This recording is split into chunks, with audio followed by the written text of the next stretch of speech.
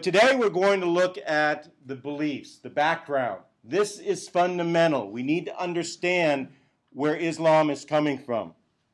So Islam by the numbers, beliefs and traditions. So I call it Islam by the numbers because we're going to look at different number sets. The first is six doctrines. There are 6 doctrines, 5 pillars. You've probably heard of the 5 pillars. They are based on the 6 doctrines. The first doctrine is belief in one God named Allah. We're going to look at a couple of things from each of these. The second is belief in angels and demons. They call those angels and demons jinn. So you have basically good jinn and bad jinn. But usually you hear of the word jinn being used and interchanged with angels. So they do believe in angels. In fact, they believe that there are 2 angels on each person's shoulder. One writing all the good things that you are doing down in the book, their book. And the other on the left shoulder, I think, is writing down all the bad things that you are doing, that you're not obeying the Quran and so on. So they do believe, even sophisticated, intelligent, intellectual scholars, well, not all of them, but a lot of them still do in that way. But they believe in angels in similar fashion to what we do. 3, they have a belief in prophets of God. Muhammad is the most important. But they also believe that Jesus, known as Isa, is also a prophet. 4th doctrine is that they have a belief in revealed books of God. The Quran, of course, is the final revelation, and therefore for them it's the only one that you need. All other revelations are unnecessary, especially if they contradict the Quran, because therefore they must be corrupt, because the Quran is the perfect book directly from Allah. 5th, there's a belief in the Day of Judgment, heaven and hell. They do believe in a heaven, a paradise of sorts, a very lush place with rivers of water and milk and honey and wine. And also just very plentiful fruit and trees and good things. But they also believe in a hell. In fact, the earliest passages of the Quran were mainly focused on hell and repenting. And so that seemed to be the message of the prophet of that time. But they do believe in heaven and hell. And we'll be dealing with eschatology, the end times matters, later on in the classes. And then 6thly, they have a belief in the supremacy of Allah's will, including predestination. They have a very strong sense of predestination, that everything is Allah's will. So whatever He wills, that's what happens. So there is a sense of futility to a degree, because everything is fate, kismet. And they just kind of shrug their shoulders, and if something happens and say, well, that's the will of Allah, we can't do anything about it. So let's look at these in a little bit more detail. First one is Allah. They say that Allah is the one true God.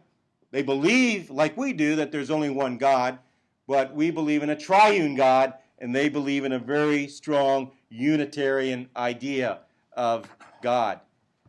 The word Allah probably comes from al-ilah, which means the God. It's an Aramaic word. It was used centuries before Islam came about.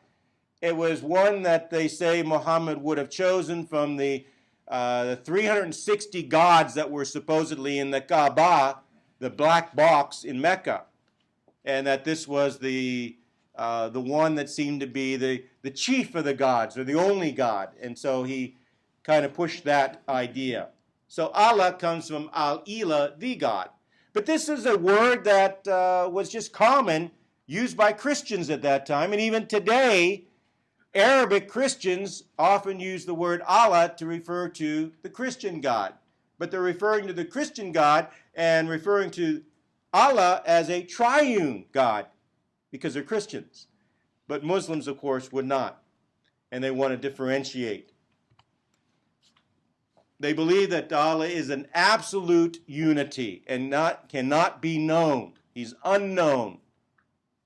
Unitarian rather than Trinitarian.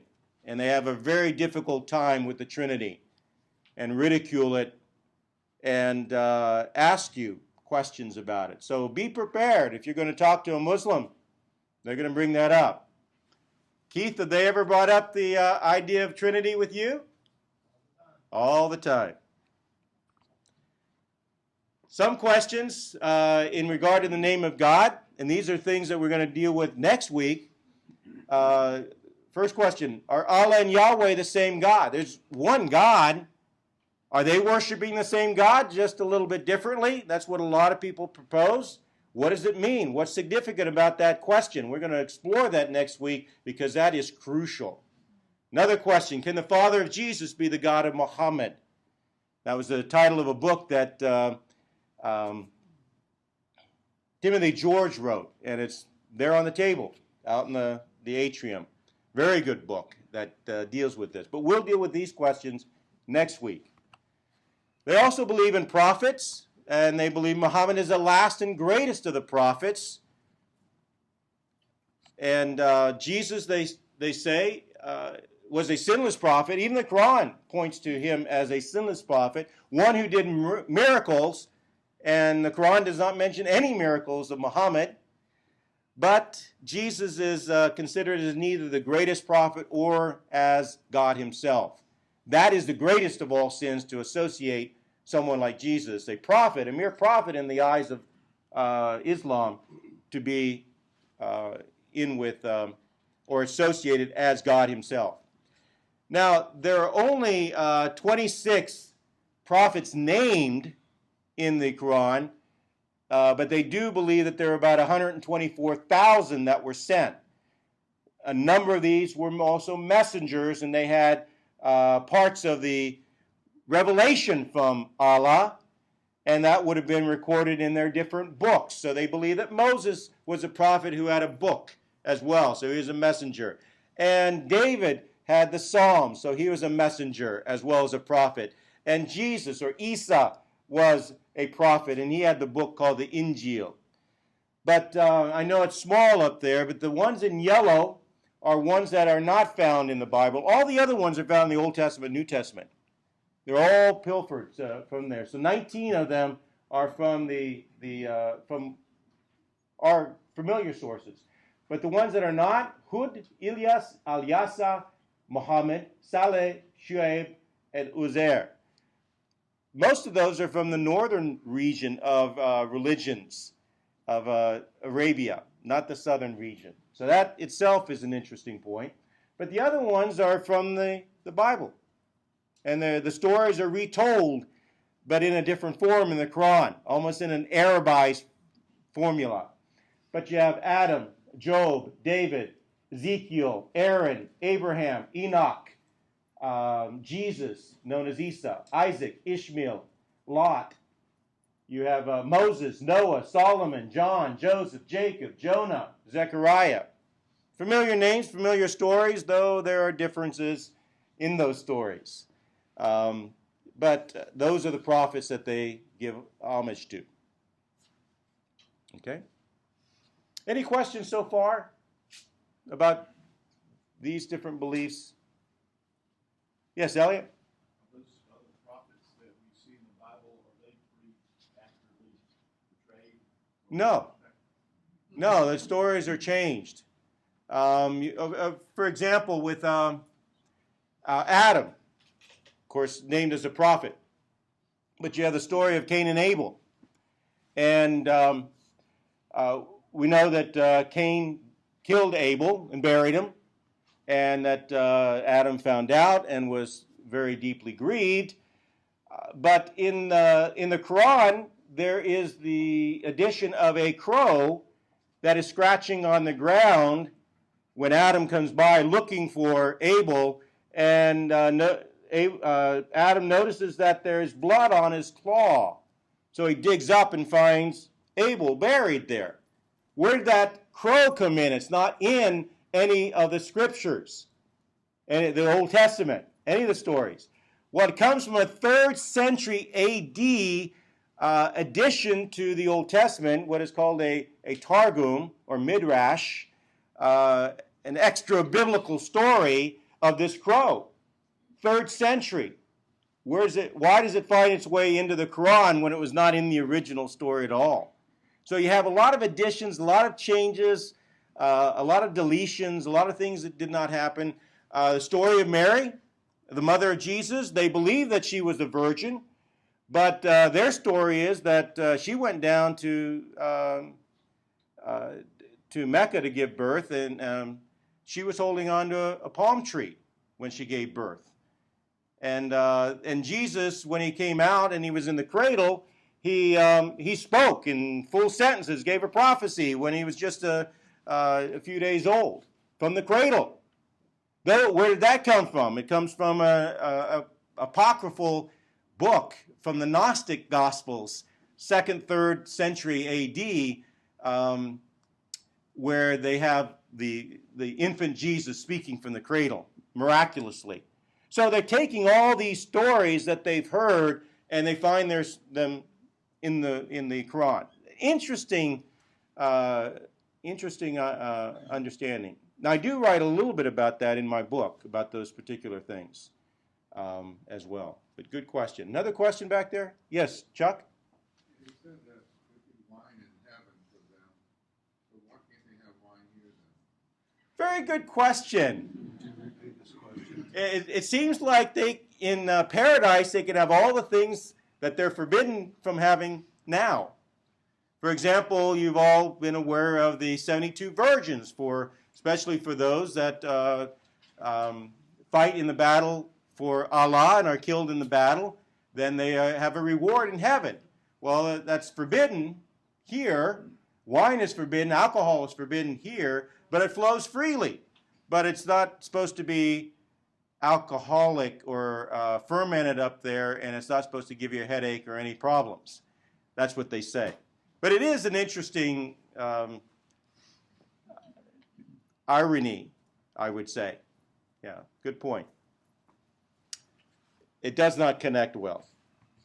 Okay, holy books. We realize that the Quran is the most important of the scriptures. We looked at that in detail previously, and also noted that parts of the Bible are accepted.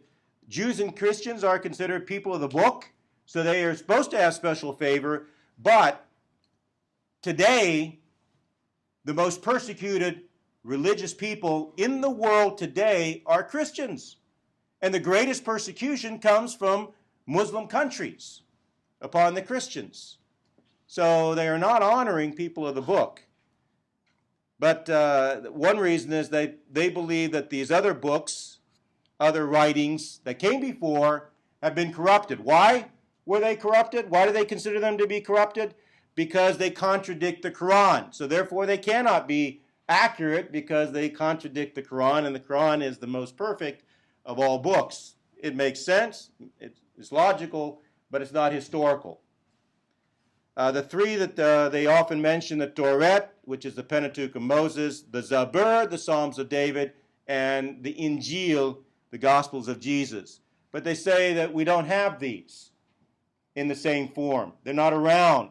What we have instead are corrupted additions.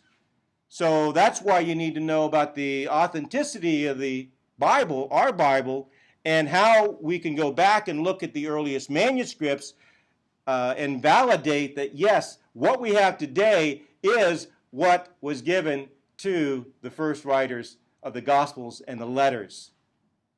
And we have a great wealth of information. And we can share that with our Muslim friends and help them because they don't understand. This is what they've been told, and they haven't seen the evidence. And that's why evidence can really help them turn their mind around and realize Christianity is based upon history. And it's the Bible is the most authentic, most tested book of ancient times, by far. And there is a series of videos on the website that deals with that if you're interested more. Okay, angels and demons. They believe that there are angels and demons, jinn, and there's also a ruler of the demons, Iblis, or Shaitan, Satan. And the story there is that Iblis was there at the early time, the creation of Adam, but in the Quran, in the Islamic view, Adam was a prophet, and God told the angels to bow before Adam. And Iblis was saying, wait a minute, you are the supreme God. You are the only one that deserves worship. I'm not going to bow before a man, a creation. I can't honor you that way. Well, that was considered rebellion. And so Iblis, Satan, was cast out of paradise. By the way, the Garden of Eden for Muslims was in paradise, not on earth. So when Adam made the mistake, he didn't sin, he made a mistake. He forgot God by eating of the fruit. Then they were translated down onto earth. But originally they were already in paradise.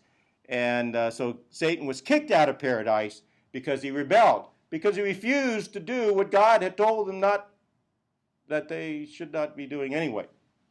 Anyway, that's what happens with the story of Satan and how he got to where he is. Judgment, number 5. There will be a day of judgment, a resurrection, and a heaven and a hell.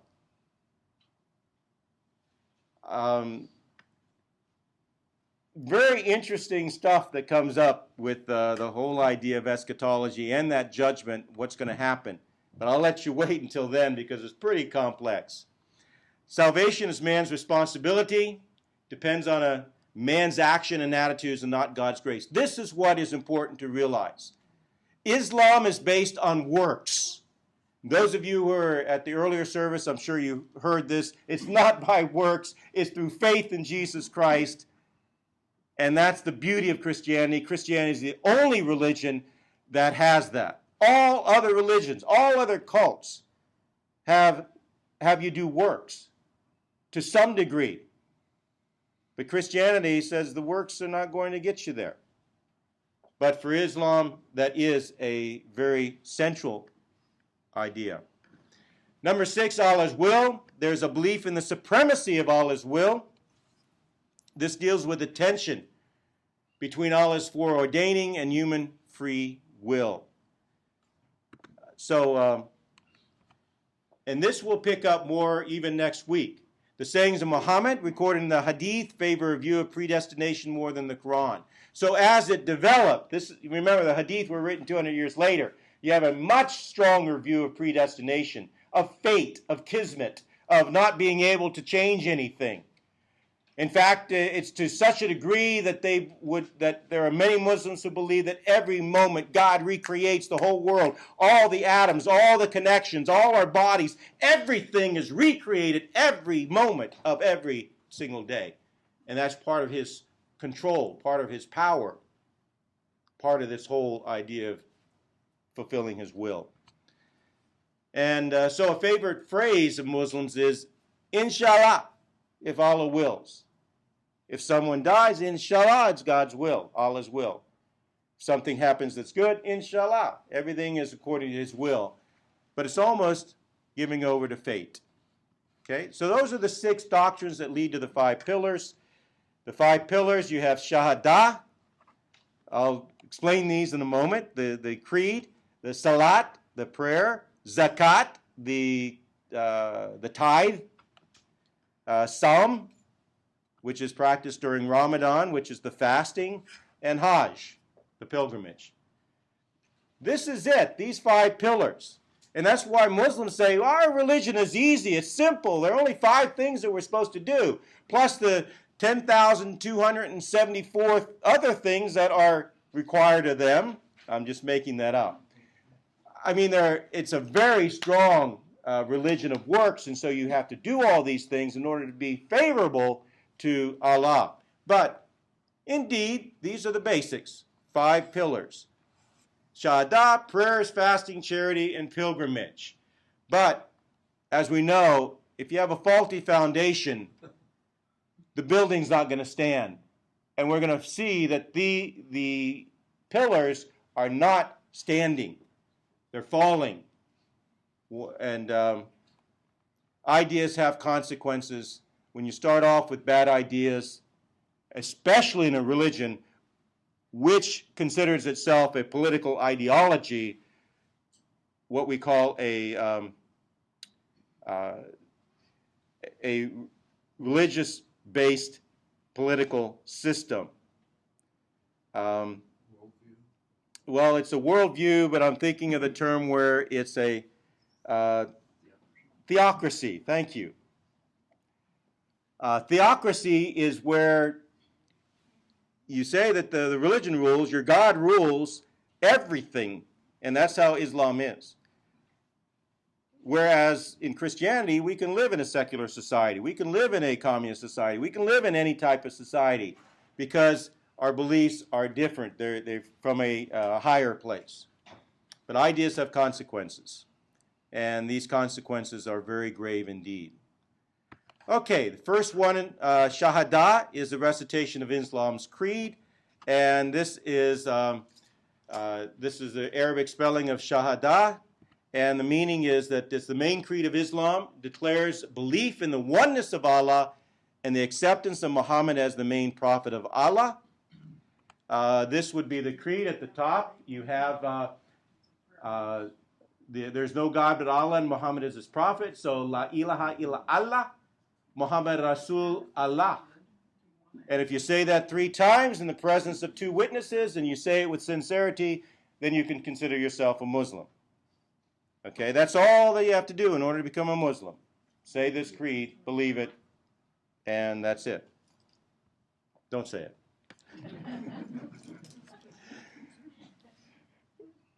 Or don't mean it. Okay, the word Islam essentially means surrender or submission to the will of Allah. That's what Islam means. The word Muslim refers to one who submits. So the mu at the beginning is one who, like Muhammad, the one who is praised. And that is the second of the pillars. Muhammad is the prophet. We looked at the timeline of Muhammad's life from 570 to 632, and then we asked ourselves, okay, which of these events were historical? None of them can be verified historically, so we want to wonder if none of these events are historical, they were not written down until about 200 years later, how do we know that any of it really happened? That's the question that we need to keep asking ourselves. What Muhammad was the real Muhammad? And did the Muhammad of the Quran and the Muhammad of the Hadith ever really exist as that type of Muhammad? That's a big question because that's the foundation of Islam, one of the pillars of Islam. And if it's not accurate, then that pillar will shatter and fall. Practice of prayer is called salat. I think of it when you're there at lunch and you're praying and you say, thanks a lot, God, for this. Anyway, we know that there are 5 times that they pray, and near dawn, after midday, in the afternoon, just after sunset, and around nightfall. So Fajr, Zuhr, Asr, Maghrib, and Isha. These are the 5 times, and they're very punctual. In fact, they keep shifting because they're based on the sun's place in the spheres. So they have to plot all this out, and it changes as they go through. But they consider themselves to be very faithful, very obedient, and they look at Christians and say, do you pray 5 times a day? How often do you pray? And we can say, we pray constantly, right? Doesn't that say that in the scripture that we should pray continually? But we're often put to shame by this. But what are the prayers like? You often see this type of picture with them bowing down, prostrate. And I had a discussion with a Muslim there in a speaker's corner in London. And he was he was chastising the Christian next to me, a British Christian, for not prostrating himself when he prayed. Oh, you Christians, you just sit, or you may kneel, but we prostrate ourselves. We humble ourselves. And I said, well, and he would point to the Garden of Gethsemane and say, well, what did Christ do? He prostrated himself. So you Christians should do that too. I said, you really don't understand what prayer is about, do you? And he had no answer to that. He was very arrogant. Hard to talk to. Okay, how to pray. These are some of the positions. They're called raka. They go through these sets from standing to putting hands on the knees to being prostrate to, and often they'll start off with saying Allahu Akbar, and they'll end with, they'll continue to say that God is greater.